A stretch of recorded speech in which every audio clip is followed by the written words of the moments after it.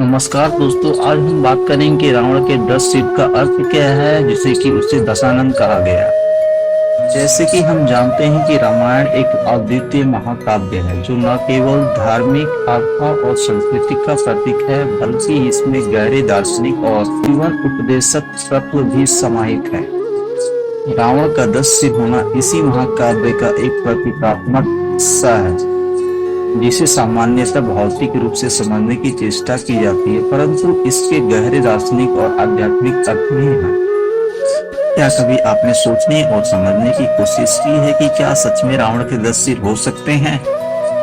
जीव विज्ञान के अनुसार यह असंभव है कि किसी मनुष्य के एक से अधिक सिर हो सकते हैं। फिर भी रामायण में रावण का 10 सिर होना क्या दर्शाता है?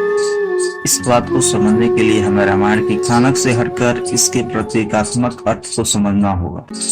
रावण के 10 सिर उसके चरित्र के विभिन्न अवगुणों का प्रतीक है।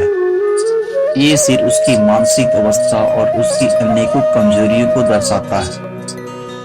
इन 10 सिरों को अगर देखा जाए तो यह काम, क्रोध, लोभ, मोह, मद, ईर्ष्या, स्वार्थ, अन्याय, अमानवीय व्यवहार और अहंकार का प्रतीक है। रावण एक महान विद्वान था, एक शक्तिशाली योद्धा था, लेकिन उनकी ये 10 कमजोरियां सबसे बड़ी दुश्मन बन गई और अंततः उसके पतन का कारण बनी।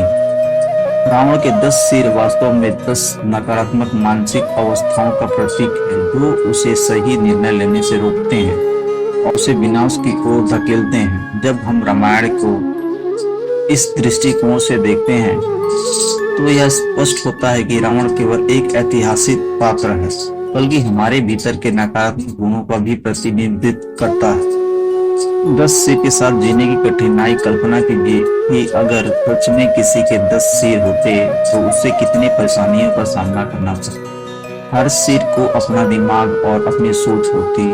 आप एक दिशा में सोचते, लेकिन आपका दूसरा सिर दूसरी दिशा का विचार करता है। यह एक प्रकार की मानसिक स्थिति को दर्शाता है, जिसे व्यक्ति अपने ही विचारों में उलझा हुआ है। यह स्थिति किसी व्यक्ति के लिए मानसिक अशांति और असंतुलन का कारण बन सकती है। रावण के 10 सिर इसी मानसिक असंतुलन और भ्रम का प्रतीक है।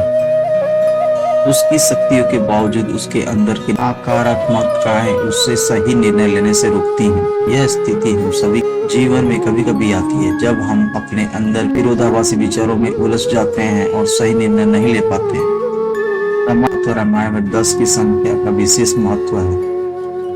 रावण का 10 सिर होना एक प्रतीकात्मक बात है, परंतु इसके साथ ही अन्य पात्रों और घटनाओं में भी इस संख्या का प्रयोग हुआ है। उदाहरण के लिए राजा दशरथ का नाम ही इस संख्या को दर्शाता है।